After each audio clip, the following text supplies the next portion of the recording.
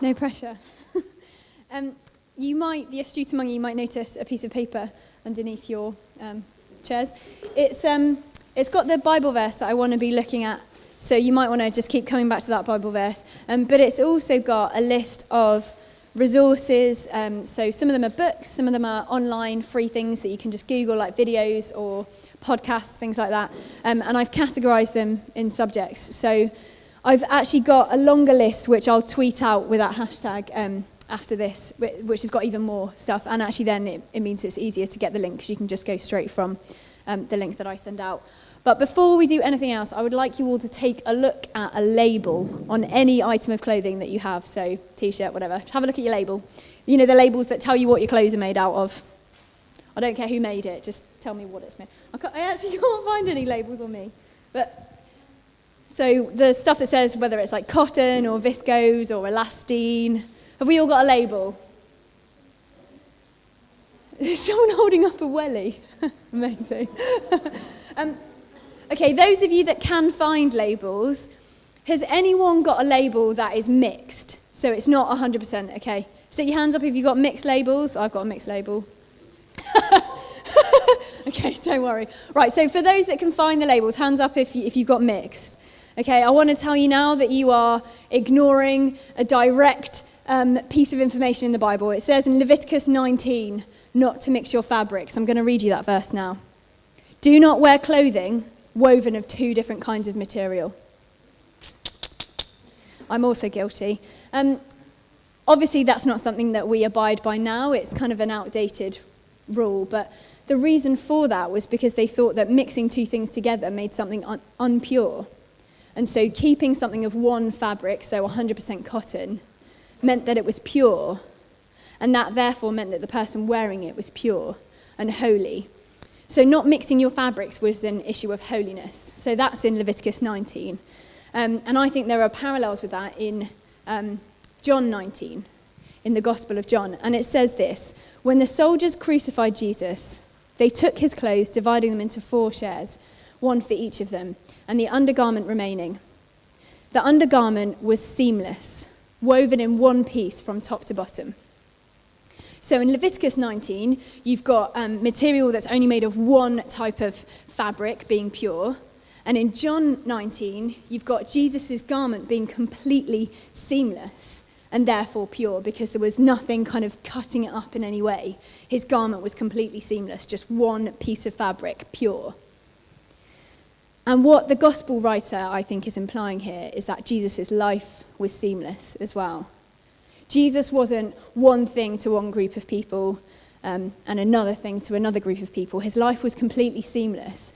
Running throughout the whole of his life was his one purpose: to introduce people to his Father. And so I guess the question I want to ask you tonight is, are you living a seamless life?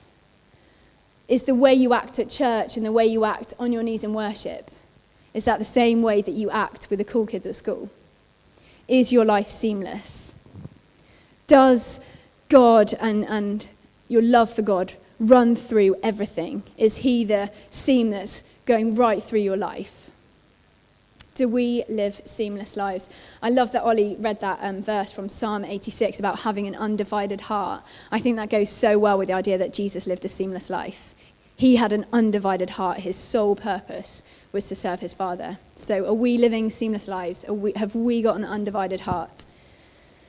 I would love a show of hands now, not counting the people that you've met this weekend or the people that were already your friends. Is anyone here the only Christian in their immediate friendship group at school?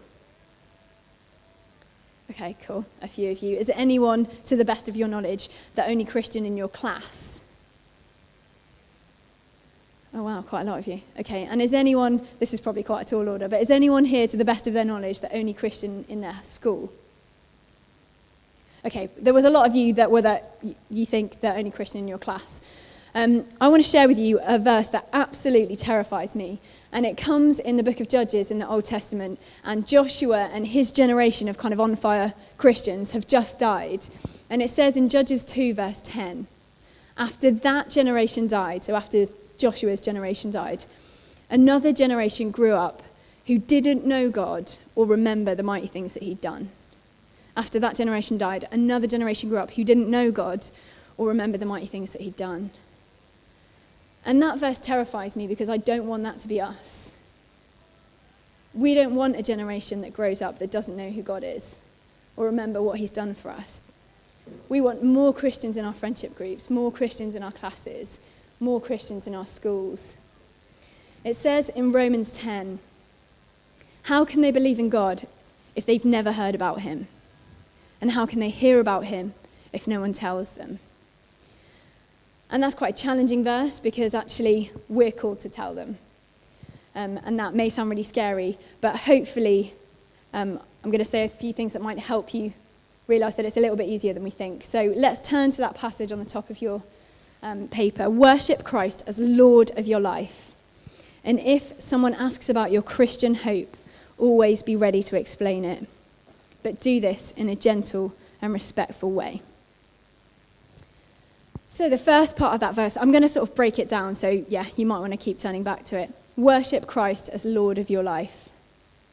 I think it's pretty obvious that we can't begin to share our faith with our friends if we don't really know what it is that we believe, why we believe it, and I guess most importantly, what difference it's made in our life. So what is the gospel? Who is it that we worship? Why do we worship? Why are we giving up an entire weekend sleeping on a freezing cold floor? I think the clue is in the verse 18, so that should be on your sheet as well. It says, Christ suffered for our sins once for all time. He never sinned, but he died for sinners to bring you safely home to God. That there is the gospel in the nutshell. If you don't know what it is that we as Christians believe, that is it. He never sinned, but he died for sinners to bring you safely home to God. You all know what the message of the cross is, that every single day we screw up monumentally, but God comes in and sorts it all out. If you were to see a snapshot of my life just in the last few days, you certainly wouldn't have me up here talking to you. And I'm sure it's the same for you guys. If I was to play on a screen the stuff that you've done just in the last few days, you probably would crawl into the nearest hole. But that's not the end of the story. The Christian gospel is about the fact that we have completely messed up, but that we get to take our mess and put it at the foot of the cross, and we get to exchange our grubbiness for his perfection. I don't know how many of you have heard the song Amazing Grace. I'd imagine most of you. It was written by a guy called John Newton, and he famously said towards the end of his life, though my memory is fading, I remember two things very clearly. I am a great sinner, but Christ is a great saviour.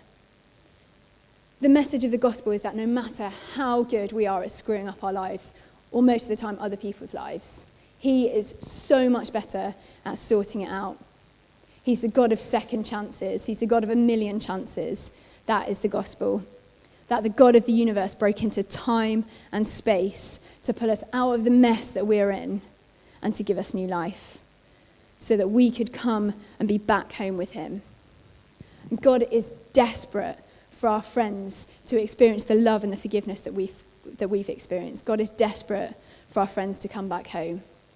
And I guess what I want to challenge us, and me included, today is, are we desperate for our friends to come home? Are we desperate to see our friends come back to God or come to God for the first time? So worship Christ as Lord of your life. I think when we really begin to understand what happened at the cross, that God gave everything for us so that our slate can be wiped completely clean. I think we kind of can't help but worship. When you really begin to understand quite what happened at the cross, our only response is to worship. When we realize that God gave everything for us, we can do no more than give everything to him. I don't know how much you know about worship, but the theology degree, I'm going to geek out just for a minute, so switch off if you don't find this interesting. The Greek word for worship, there's quite a few in the Bible, but the word used here is a Greek word, proskuneo, and it comes from two different words, pros meaning towards, and kuneo meaning to kiss. And so this word worship means to kiss the feet of, or to throw yourself at. It's like the most extreme form of worship. It's that kind of prostrating yourself, face on the floor worship. And so what this verse is saying is, because you understand what God has done for you, worship. kiss the floor that he's walking on, worship. So, worship Christ as Lord of your life. So, I think Lord of your life is probably the most terrifying bit in this verse. Worship Christ as Lord of your life. Lord of your life implies complete control. And I don't know about you, but I am quite happy to give God certain parts of my life, the bits that kind of look together, the bits that I'm probably quite proud of, the bits that I would get up and talk about in a church service.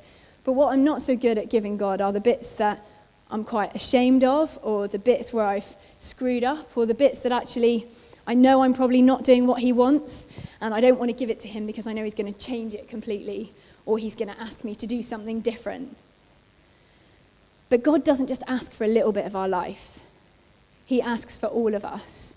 And I know that's something you've been talking about already this weekend. C.S. Lewis, who wrote the Narnia Chronicles, said this: God cannot bless us unless he has us. And he goes on to say, when we try to keep within us an area that's our own, we try to keep an area of death. Therefore, in love, he claims all. God cannot bless us until he has us. That's all of us. So, going back to those labels, is God the seam that runs through every part of our lives, even the parts that, quite frankly, we would rather have in the dark with no one else seeing? Before we can begin to tell our friends about God, we need to ask ourselves, are we worshipping Christ as Lord of our life? Is he Lord of our life, or are the bits that we're holding back from him? At the end, I'm going to pray for all of us. I'm going to pray a prayer of surrender, and it's going to be a really brave prayer, because I'm going to pray, as Isaiah did in Isaiah 6, here I am, take me, use me.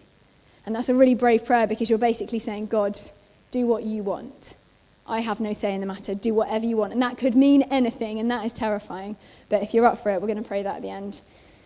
But for now, let's carry on with the verse. So worship Christ as Lord of your life. And if someone asks you, this verse assumes that people are asking us questions. And if we're honest, are we living lives that provoke questions? Are we living in a way that looks different from our non-Christian friends? Dietrich Bonhoeffer, the Christian writer, said this: your life as a Christian should make non-believers question their disbelief in God. In other words, the way you live your life should be so intriguing and kind of inspiring that your non-Christian friends begin to question whether there really is a God, because your life so points to him that it doesn't make sense that there's no God. Your life as a Christian should make non-believers question their disbelief in God. And St. Francis of Assisi, who Pope Francis has taken his name from, famously said, preach the gospel wherever you go, and if necessary, use words. Our lives as Christians should point people to God. I think it's probably fairly obvious that our friends would see that we're Christians if they saw us worshipping here this weekend. But what if they saw the way we talked to that kid at school that no one likes? Or what if they saw the way we acted at a party? Or what if they saw the way we acted on social media? Would all of our photos and our posts point to Jesus? Now, obviously, I've just spent the last 5 minutes talking about the gospel and the fact that when we screw up, God is amazing and he forgives us, and that's the message of the gospel. So I'm well aware that we make mistakes and we can't always be pointing to Jesus. But I think when we've experienced something so amazing, we can't help but share it. When we really understand what God has done for us, we can't help but try and point people to Jesus. Before we even begin to talk about God, I think the way that we live our lives can impact people. You guys more rugby or football, or neither? Rugby. So you know who Jason Robinson is, right? Okay, so he was England's rugby fullback. And there's a guy called Linvoy Primus who was a footballer back in my day. And both of them became Christians because of a Christian teammate in their sports teams. They were both massively inspired by this Christian teammate and their behaviour both on and off the pitch. And Linvoy Primus, the footballer, wrote an autobiography called Transformed. And it's all about meeting this Christian and that transforming his life, and ultimately meeting Jesus, who completely transformed his life. And I think that's such an apt word, transformed. And I guess my challenge to us is, are we living as if we've been transformed, as if our life has been transformed? There's a brilliant verse in Philippians 2, verse 15, and this is the Message version of it. It says, go into the world uncorrupted, a breath of fresh air in this squalid and polluted society. Provide people with a glimpse of good living and of the living God. Go out into the world uncorrupted, a breath of fresh air. I love that. Are we living as a breath of fresh air? I think for a lot of us here, our non-Christian friends, our non-Christian family, and probably for a lot of us, our non-Christian teachers, for them, God's not even on their radar, probably. They don't even think about him. So how on earth do we begin to engage with these guys? Well, what would Jesus do? Classic. I think Jesus would probably ask them questions.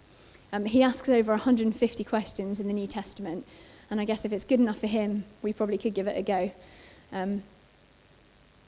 I don't know how much Simon talked about this, so if I'm repeating what Simon said, just shout at me. But questions can be a really good thing because they can be good conversation starters. They can help us to think about things in a totally different way. And I think most importantly, they can steer the conversation onto like a really core gospel message rather than getting stuck in sort of nitty-gritty, not important issues. And there's a guy called Gregory Kukul who's written a book called Tactics, which is on your list. And he talks a lot about how we can ask questions in a natural way in evangelism. And he says this: never make a statement, at least at first, when a question will do. I think that's really challenging because my reaction is normally just to react with a statement. But he encourages us to ask questions instead.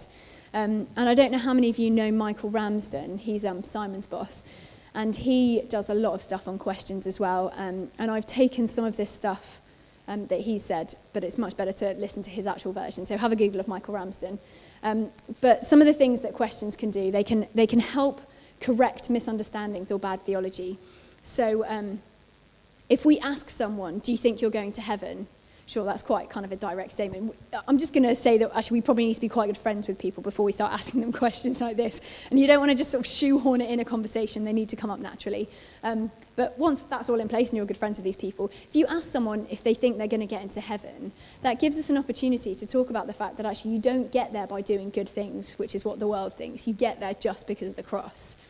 Or another example of bad theology, you could ask someone if they think God or science is more reliable. And then there's an opportunity to talk about the fact that there's not just those two options that are completely separate, but that you could believe in both God and science, as obviously lots of Christians do. So questions can help correct misunderstanding or bad theology. Questions can clarify meaning. In other words, they can help you really understand what your friend actually thinks. It gives you a better knowledge of their beliefs.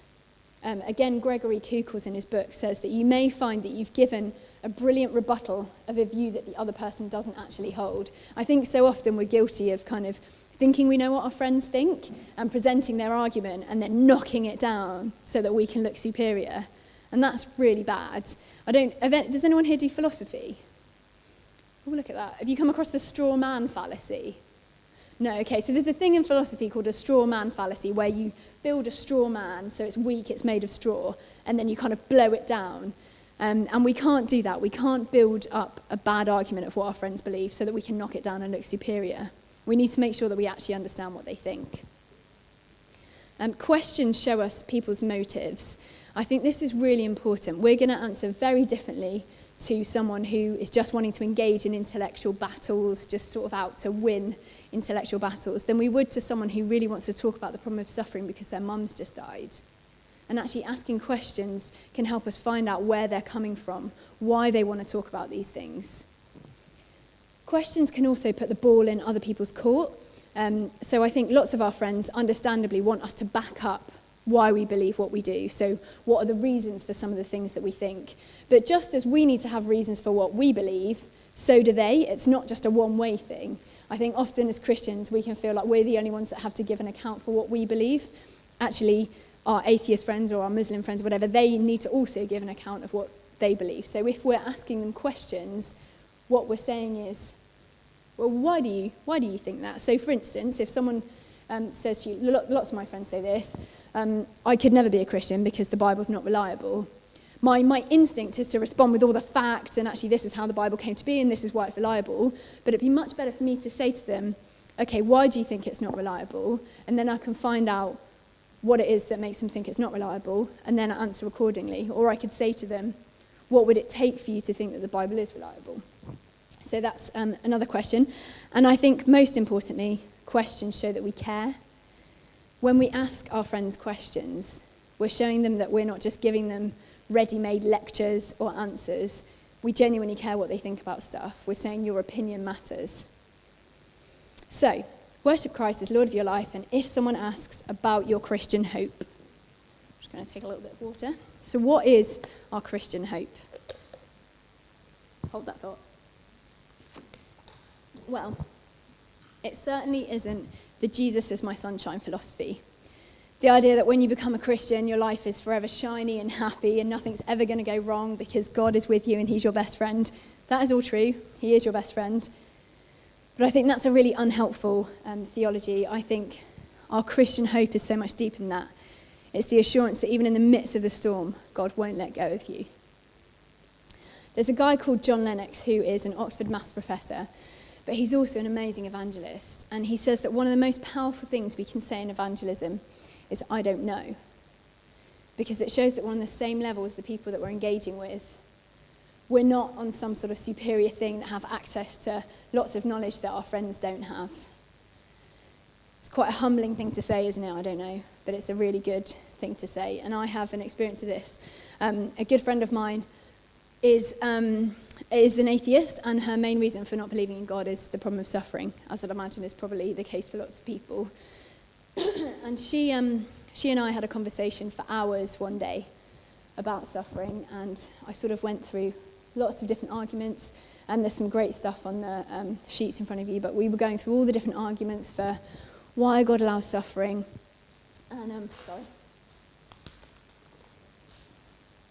And she was listening, and we were having a great conversation. But it got to the point where I said to her, and she was a really good friend of mine, I was living with her at the time, so she knew all of this. And I told her that a friend of mine had recently committed suicide, and that I had no idea why God let that happen. And I didn't know why God didn't step in and sort it out. I didn't know, why he'd let it get that far.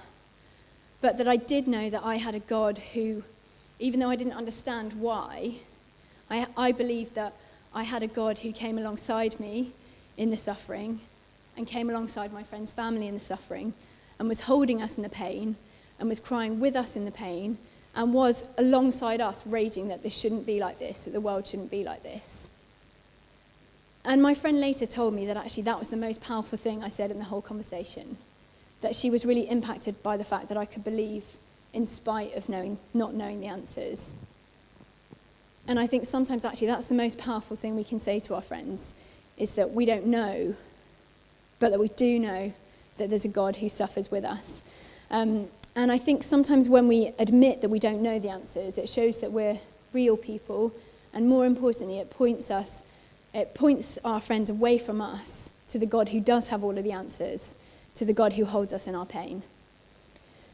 I think understanding what our Christian hope is and really knowing how to articulate our Christian hope can be really helpful in engaging with our non-Christian friends, because I think when we know that we've got something that this world is so desperately seeking for, it's much easier to talk about it, isn't it? So worship Christ as Lord of your life, and if someone asks you about your Christian hope, always be ready to explain it. Now, the word ready, or in some translations it says prepared, that again is a Greek word that has connotations of athletic training. And I don't know who here would call themselves an athlete. I certainly wouldn't call myself an athlete. I've got a few shaking heads. Athletes would never go into a race without proper training, without preparing for the race. And so the implication here in this verse is that we shouldn't go into these situations without being prepared, without having had training. And one of the ways that we can do this is looking through some of the resources on that sheet. But I think there are other things that we can do, and I'm just going to very quickly go through a few before finishing. I don't know about you, but when I was at school, I think my God conversations came up in the most unexpected places. It was always when I wasn't expecting them, not when I was kind of prepared and excited. It was often when I was feeling the lowest and feeling less like God existed. That's when the conversations came up. So I think it's a real challenge to just be ready to articulate why we believe what we do all the time, whenever we can. And one of the things I want to say, and I think is really important, is that no one starts from neutral.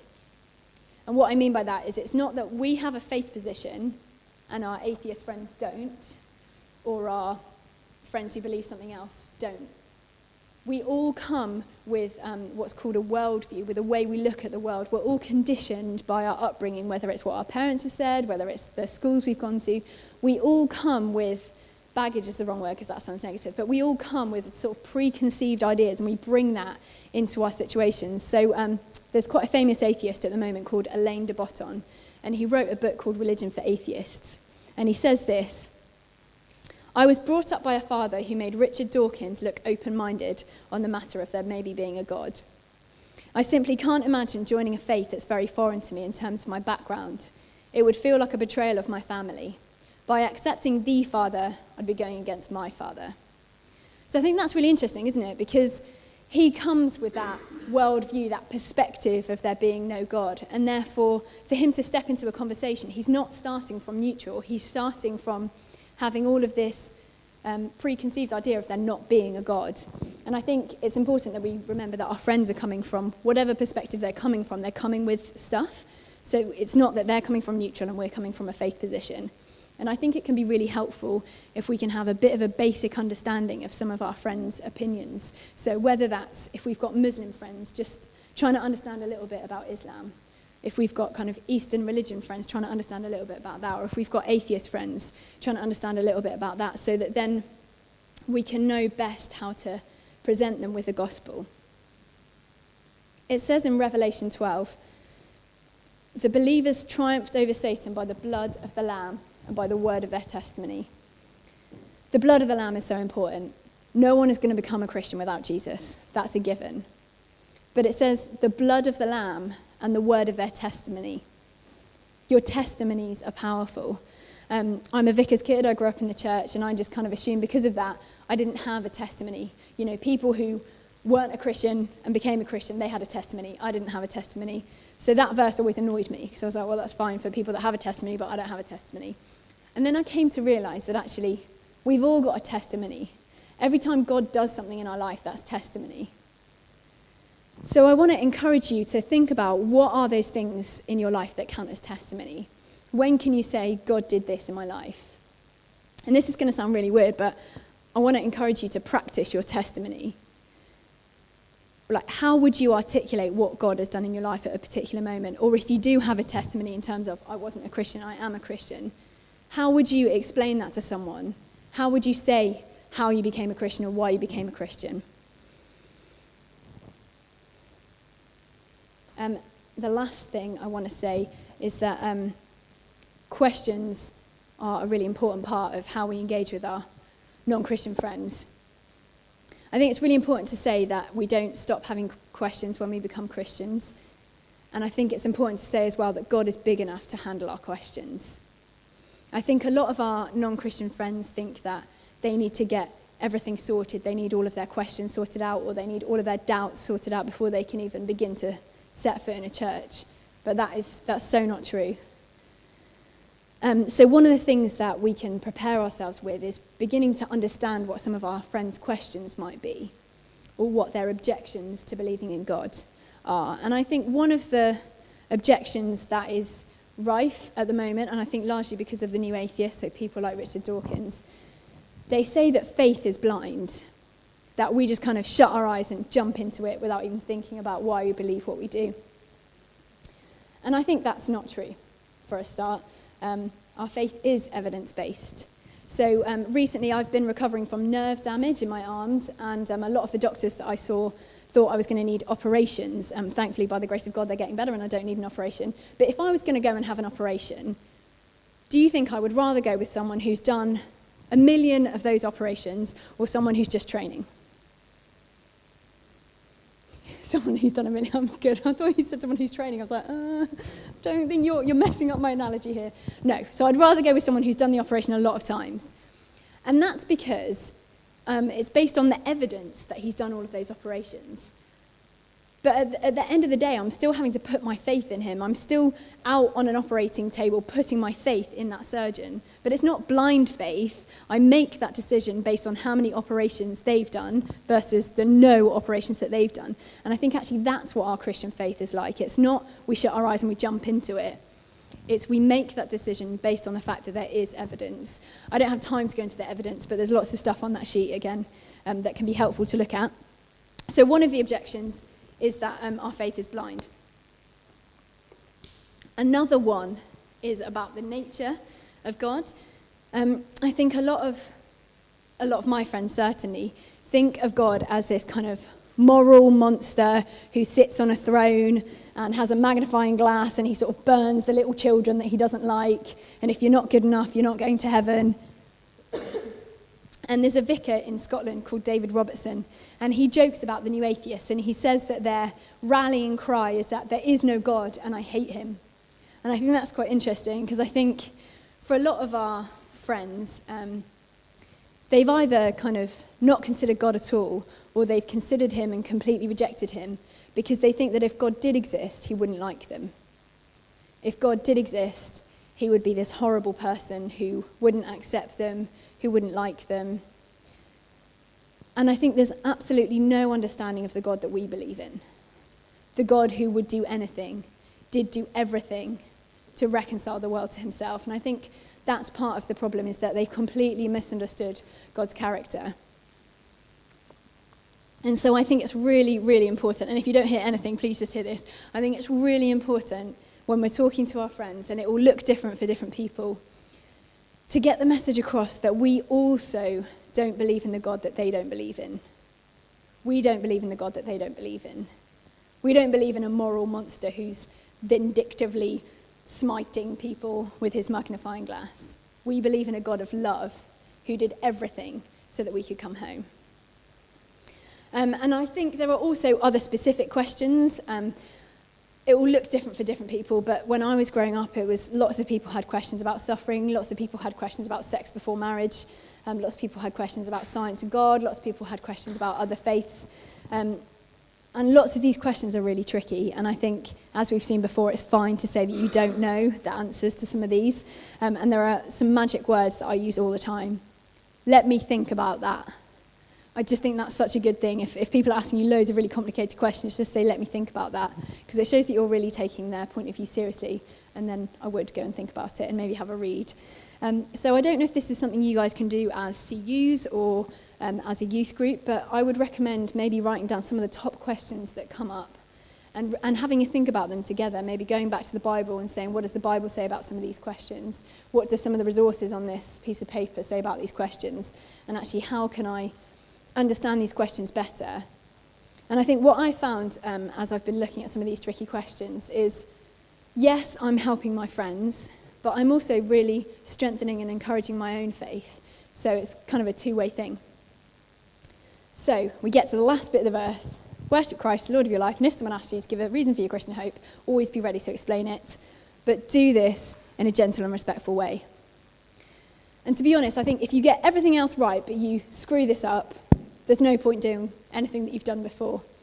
It says in Colossians 4, let your conversation be always full of grace. If we say everything right and we give a perfect answer, but we do it in the wrong way, our friends probably won't listen to us. It's just as important the way we say stuff as what we say. Michael Ramsden, who I mentioned before, hammers home the point that we're not trying to win arguments. We're trying to point people to the cross. We need to be gentle, and we need to be respectful, and we need to be willing to lose an argument in order to win a person. I think that's really important. So I want to finish with this. I think a lot of us put too much pressure on evangelism. We, and this is not a bad thing at all, we want everyone in our school to become Christians straight away, and we want them all to be marching up to the front of the CU and telling their testimonies. And that's a really good thing. I'm not saying don't do that. But I think sometimes we neglect the importance of planting a seed. And the guy Gregory Kukul, who I've quoted quite a lot, takes quite a different approach to evangelism. This is what he says. I never set out to convert anyone. My aim is never to win someone to Christ. I have a much more modest goal.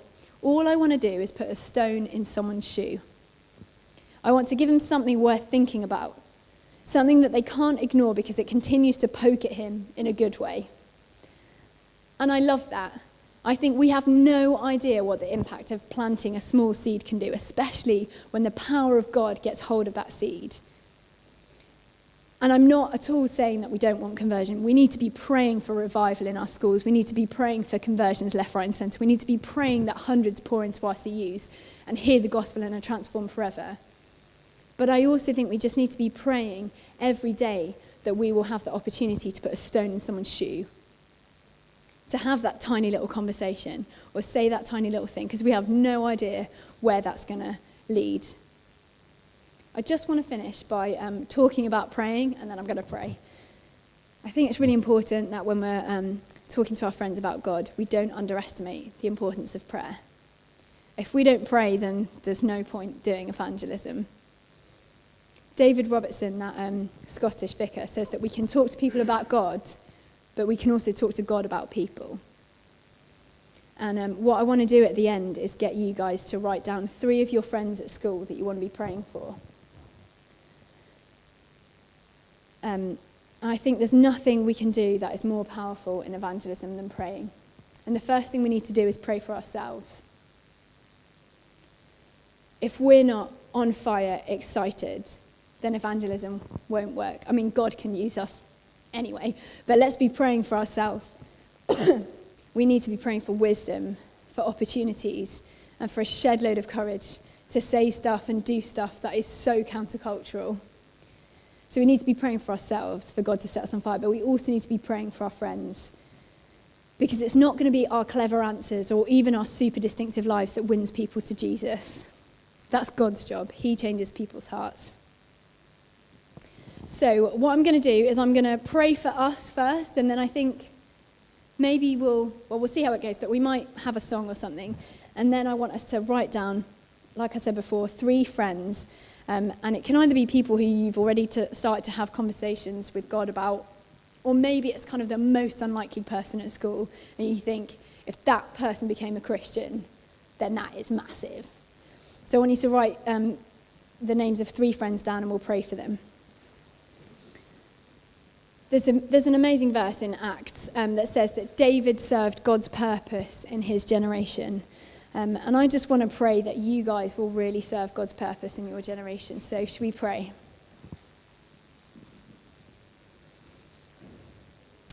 God, I want to thank you for every single person gathered here today. I thank you that they're not here by accident, that you wanted each one of them to be here to hear what you've got to say this weekend. And we want to pray in faith that as David served your purpose in his generation, that these guys will move remarkably in their generation. God, thank you that you are the God who changes lives, that brings people from darkness into light. And we want to pray that you will do that in our schools, in our families, that you will bring revival, but that also you will give us the opportunity to have those small conversations that might seem insignificant. God, will you give us opportunities to put stones in people's shoes? And God, we want to pray a really brave prayer now. We want to say, here I am. I lay my life down in complete surrender. I want to give everything to you. Take all of me. All the bad stuff, all the good stuff, God, everything. The stuff that's in the dark, the stuff that everyone sees. Take the real me, take all of me. And do what you want with me. God, I give up everything that I ever wanted to do, knowing that what you've got in store for me is so much better. Will my life be lived completely for your glory? God, I want to bow down and ask that you will be lifted up. God, will you be lifted up in our schools?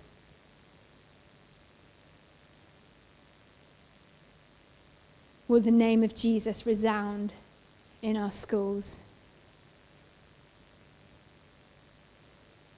God, I pray that this won't just be a flash in the pan. This won't be a weekend that comes and goes. This will be significant. I pray that this will be a real marker in the sand. God, I just ask that you will touch each one of us here today, that we will never be the same again, that you will radically alter us. that you will gloriously ruin us.